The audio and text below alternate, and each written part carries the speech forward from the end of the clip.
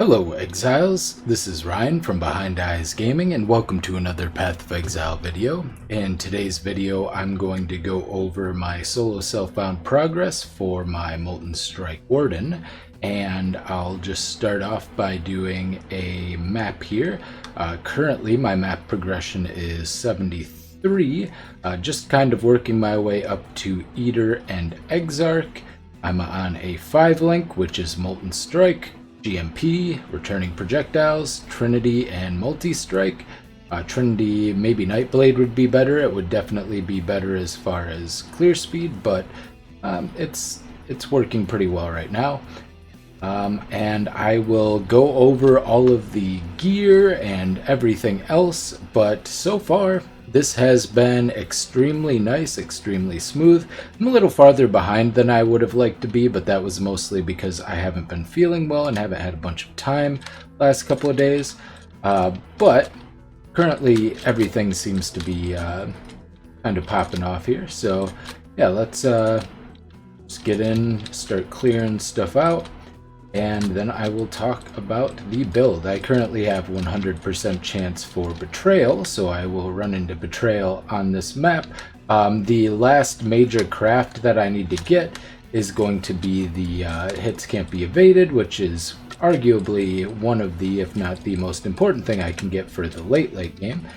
Alright, just because I need to remember to activate my Blood Rage, which I added to generate frenzy charges because I am not using Ice Bite and I don't have the point on the tree that allows me to generate frenzy charges on kill either. So I wasn't generating frenzy charges unless I was hitting marked enemies, and I just didn't have very good uptime on it. So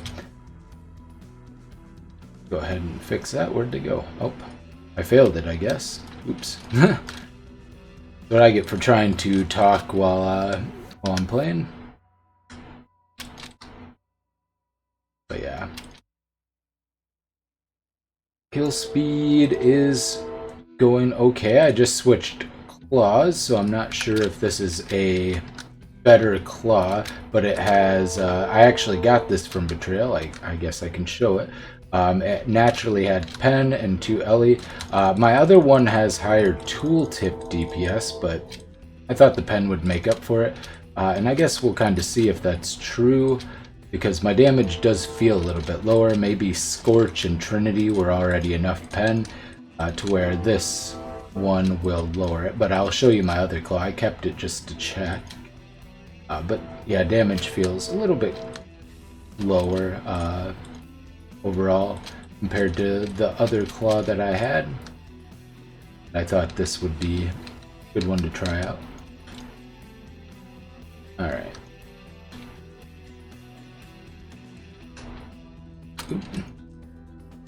Might also be that I'm forgetting to press my Tincture, which is a very large amount of damage. Tincture's complete game changer for melee attackers, especially for elemental melee attackers. Really kind of upped the ceiling by a significant amount. Oop. Yeah. Get through this.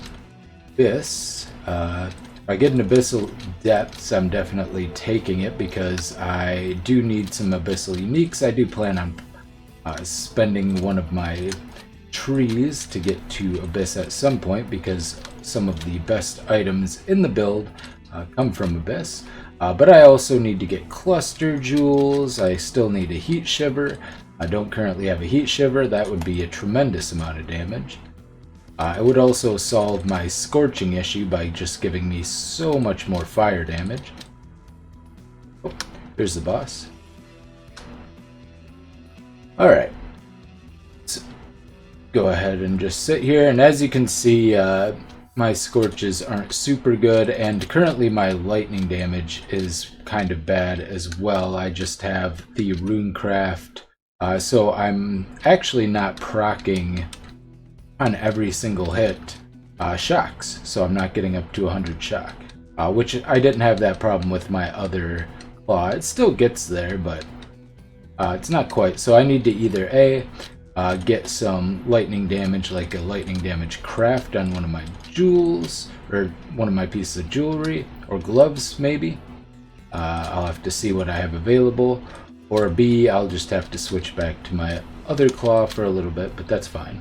It was worth a try. I'll show you that other claw once I'm done just clearing it out. Normally I'd just kind of get out after the boss, but I do want to do everything here just because I want to try to drop some more red maps. As you can see though, because of Hoarfrost, we do just permanently freeze everything we hit, basically. Alright. Some of this stuff, and I'll just unveil all of that outside. And, alright. Not too much to clean up here, just kind of get along this side and call it good.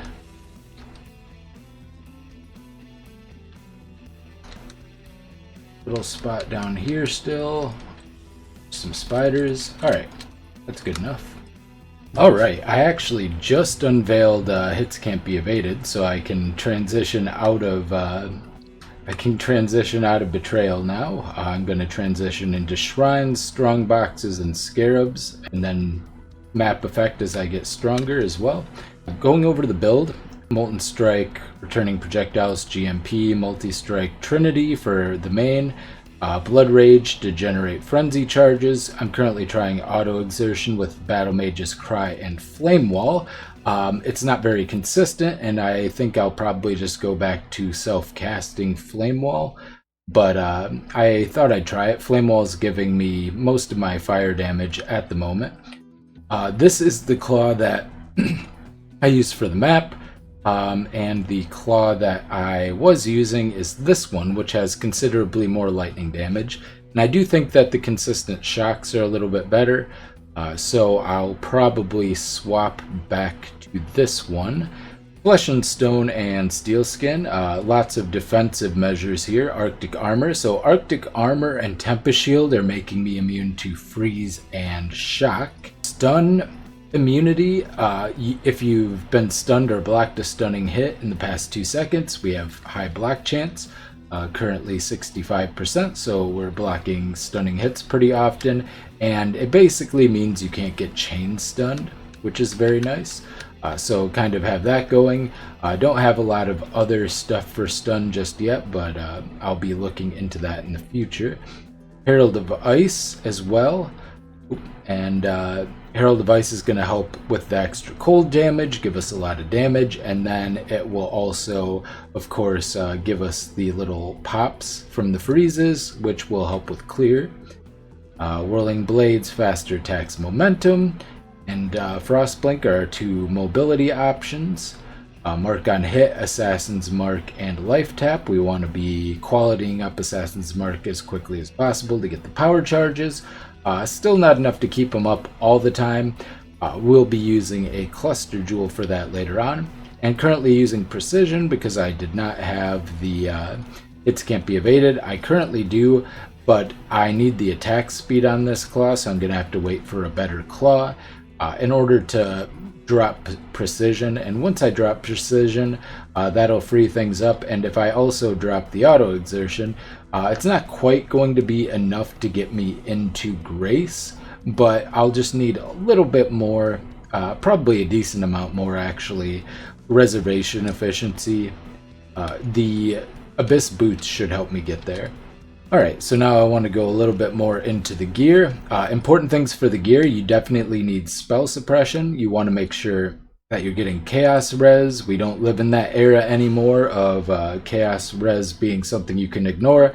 I made the mistake of getting all the way up to tier 6 maps without taking any chaos res. I had -60. That's when I decided to go into betrayal so I could get the hybrid chaos res crafts. And I also crafted this amethyst ring using a chaos recraft on my horticrafting station. That's important. Spell suppression's important. Block, and preferably spell block on the shield, is very important. For the weapon, you're going to want something like either of these, where you want a high amount of elemental damage. All three is good. Cold is actually the lowest priority because freezing is inevitable. Until you get heat shiver, cold is the lowest priority. So early on, fire and lightning damage would be the two elements you would want to go for if you can choose. But anything with good attack speed, crit chance, and high elemental damage overall. With lightning being the most important, fire being the second most important, and cold being the least important until you get heat shiver, and then fire becomes the least important by far. And once you get enough damage as well, the need for lightning damage goes down. So at a certain point, when you're on like a 6 link and have a ton of damage, you will need less and less lightning damage until you need just a tiny amount. That'll also, the requirement will go down as you get more ailment effect. As far as the helmet, I just have this helmet which has int and high life is the important things, but I do have some mana reservation efficiency as well. This is kind of a placeholder until I get heat shiver. Once I get heat shiver, this will be coming off because heat shiver will be a majority of the damage, or a very large portion of the damage, not a majority necessarily. Amulet should be giving you attributes, and then whatever other necessary things you need, but this is giving me an enormous amount of strength, some intelligence, get some evasion rating, which is always nice, and then resists and crafted life.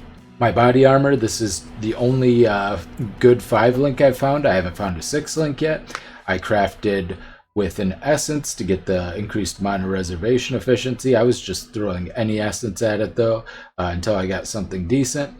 And I crafted evasion rather than life on it. I also have increased cold damage, which is helpful, and because I have some cold damage on both of the claws I was using. And Fizz taken is fire, which is nice.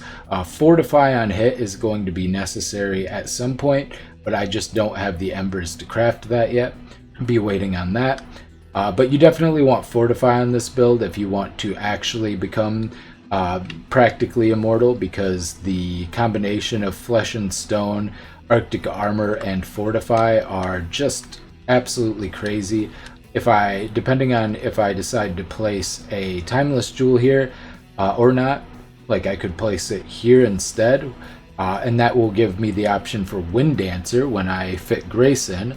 Once I have Grace and Wind Dancer with Fortify, Arctic Armor, and Flesh and Stone, won't have to worry about attack damage pretty much at all, because it'll be 20% less, 20%. It'll be 4 20% lesses basically, which do have diminishing returns, but not by as much as you would think. And yeah, it'll be quite strong. Looking to get that set up. Here is the other ring. Important things here. Intelligence, it's got the life and mana regen, which is kind of helpful for when you're sustaining uptime for your tincture. And then minus mana costs. Melee skills are expensive, especially if you're rocking like a 150 multiplier like GMP and returning projectiles. Have some huge multis in this, and multi-strike. So you definitely want things like the life mastery here. Skills cost life instead of 15% mana cost. You're going to want Thrill of Battle, and you're going to want minus mana cost. Maybe even taking this little node would be helpful.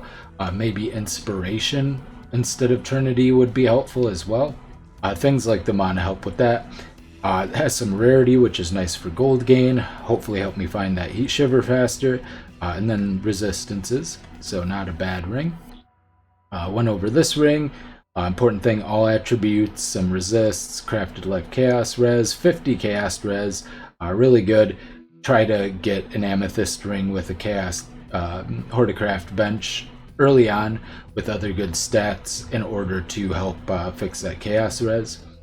The gloves, this ring and these gloves, probably my best pieces overall. It's got spell suppression. I mean, it's not great still, but it's got, some damage. It's got some life. Everything here is solid, and it's on an okay base with over 200 armor and evasion. Pretty good. I'll be replacing it, obviously, but it's it's solid enough. Belt's also pretty good, not great, but pretty good. Lots of strength. Armor is really nice. Good life.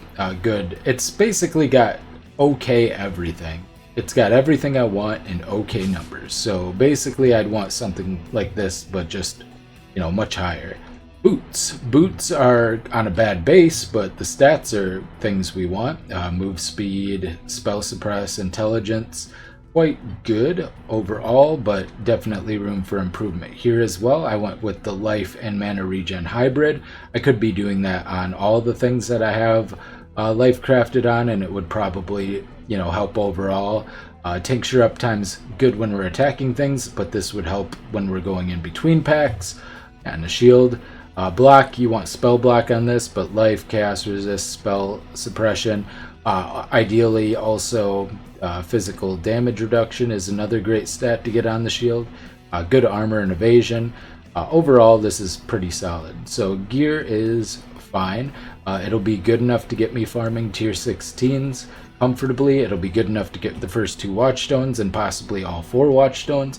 Not even close to good enough to get me comfortably farming tier 17. So still a lot to work on there. And finally, we are going to come to the skill tree. Important things on the skill tree here are going to be early on. I had to take Primal Spirit for the strength and intelligence. Still have it.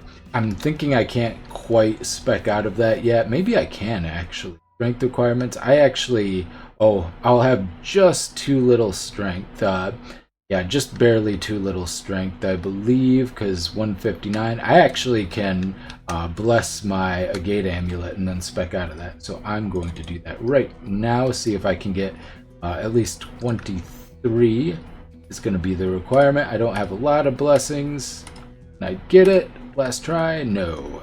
Okay, well, I guess I'm stuck in there until I get enough blessings to get this up, or I get the attribute catalyst or something. But yeah, I'll be looking for blesses to get that up. Spell suppression, I'm taking quite a bit because I don't have quite enough on my gear. A lot of the spell suppress I have is either relatively low rolls or crafted on, and I'm missing it on some pieces. So once I get that up a little bit, I can drop, entrench, get through that. I got some spell suppress here. Accuracy, I'm currently utilizing accuracy at close range. This is very nice mastery, so you don't have to take multiple wheels. So currently 96% main chance or main hand chance to hit with 2584 accuracy. However, 50% more is going to give me almost 1300 extra accuracy, which is going to be more than enough to hit pretty much everything, including on reduced accuracy maps in some cases. Although I think the accuracy is lowered first and then the more is put on, but it'll keep you high enough. Rocking Leader of the Pack and Reservation Efficiency from the Mana Mastery, very useful. Fairly close to Charisma. Could get Charisma, that would help. If I could get out of the accuracy, if I can get hits can't be evaded, I could maybe go 1, 2, 3, start getting Charisma. I'd have to figure out other things to drop. It's kind of a temporary measure. I don't think that's really necessary at the moment. Single point and rage on hit, just because it's a point I can reach. When I get some oils, or when I start getting oils, I'll get Veteran's Wrath. I'll probably have to do Blight at some point, even though it's not a mechanic I particularly enjoy. But Veteran's Wrath on the amulet.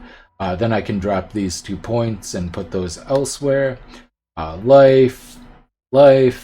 Got life and evasion. Got life. Not a ton of life, but get a little bit extra from this mastery here. Since we don't have any life on our body armor, so 15% increased life through that helps kind of even things out. And 3700 isn't terrible. It's not great either, but it's not bad for where we're at. I'd like to get that a little bit higher, but as we start getting like the higher tier life rolls and tier 16s and whatnot, and from our town shipments, we can get that. Point blank's very important. I've explained that in the past, but basically the projectiles don't travel very much, so you're getting the maximum 30% more. Lots of crit chance stuff here. It's all conditional, but because we're hitting so many times, the conditions are met very quickly. Lethality is not conditional, and we're getting less projectile speed to make sure that all of the balls overlap on rares and whatnot. You could also get adjacent animosity, but which I do when I'm in precise technique. But once I switch to crit, I just get this, because obviously 1 point is better than 3 points, even though you get some damage from this. You have, a little sparse on the tree, and we need to spend those points elsewhere. The additional projectile from multi-shot, along with the ball skills, strike 1 additional nearby target. Instant leech up here. I could get more instant leech here. Not yet running Nightblade. Once I have Nightblade on, I'll be getting the supported, the 40% effective elusive from the Nightblade on that. And yeah, other than that, I'm working my way down towards Testudo. I'll be getting Savagery. I'll be getting Fervor. As I pointed out, there's a lot of points I'll be able to drop here and there. So having access to all of those, extra dropped points will put me in a good spot to transition into some better stuff here. Oh yeah, Mark Mastery is also important. Mark the Prey, very strong. I like it better than Marked for Death. Culling Strike's quite good too, though.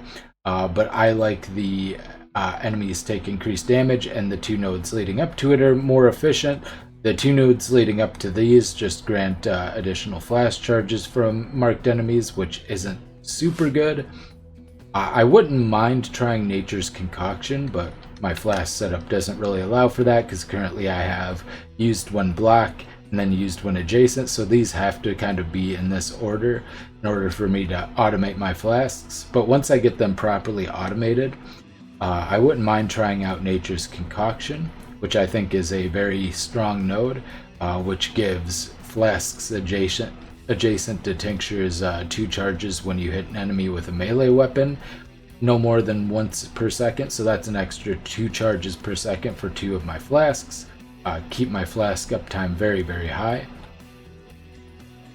And yeah, the Ascendancy, Oath of Winter, Oath of Summer, Oath of Spring, and Enduring Suffusion. Very good. That's a skill tree. Currently, I'm taking Soul of the Brine King and Soul of Shikari. I can probably drop Soul of Shikari and get Soul of Abrath, and then I have to capture a Mephod. I'm not really sure. I don't think I have many. I have 1 Divine Vessel, so I kind of have to pick and choose between the stun and block recovery, reduced effect on chill, and the burning ground immunity. But if I'm doing some Searing Exarch, if I'm doing like Searing Exarch influence, then I'm going to want the burning ground immunity, since I'm not, raising my max fire resistance. Alright, and finally we have the Atlas tree, once again 74 out of 115. Current Atlas tree for progression, what I did is I went straight up into Shaping of the Skies. I probably should have went with Obsessed with Vengeance first. I could have knocked all of the betrayal stuff out a little bit earlier, and maybe wouldn't have had to go so hard into it. Just these extra points probably would have given me the 30% chance to contain June. I think it's a 4% chance naturally, so 34%. I probably did dozens of maps, climbing my way through, and without very many Junes, or without Junes at all in a lot of cases. So just having those extras probably would have gotten me most of the crafts I need earlier. So next time, I would go just grab Obsessed with Vengeance, then go to Shaping the Skies. Then I took the Gateway over here, got Shaping the Mountains, then I went up here, got Shaping the World, went up here, got all of the maps have a chance to be 1 higher, got all the quantity, went through the essence stuff in the middle, got the quantity and rarity. And now that I've got all of the crafts that I want from Betrayal, I'll be speccing all of the Betrayal stuff out, and I'll be swapping to a strategy that involves shrines, scarabs, strong boxes, quantity, maps, and then eventually, as I get stronger, a map mod effect. My secondary tree, this is also very important. It is currently harvest and essences. This is for crafting. You need to be able to craft stuff in solo self-found, very strong there. That is pretty much the whole point. I am grabbing Shaping the World and Commissioned Officer to help with progression, even when I'm doing like lower tier maps to get harvests and essences. But yeah, the whole purpose of this is just harvests and essences, and to get all of that crafting going. My third tree is going to be focused on getting Remnants of the Past, Conquered Conquerors, and Vivid Memories to get all of the extra maps to help get my third and fourth Watchstone very quickly after I get my first and second. And on top of that, I'll be getting all of the shaping stuff. In fact, I could literally transition this tree into that as well, and maybe keep my third tree for something more specialized that I'm going to have to farm anyway, like perhaps Abyss. I'll probably have to do Legion at some point, even though this build isn't great for that. And that is everything. I hope you enjoyed. This has been Ryan from Behind Eyes Gaming, and I'll see you next time. Bye.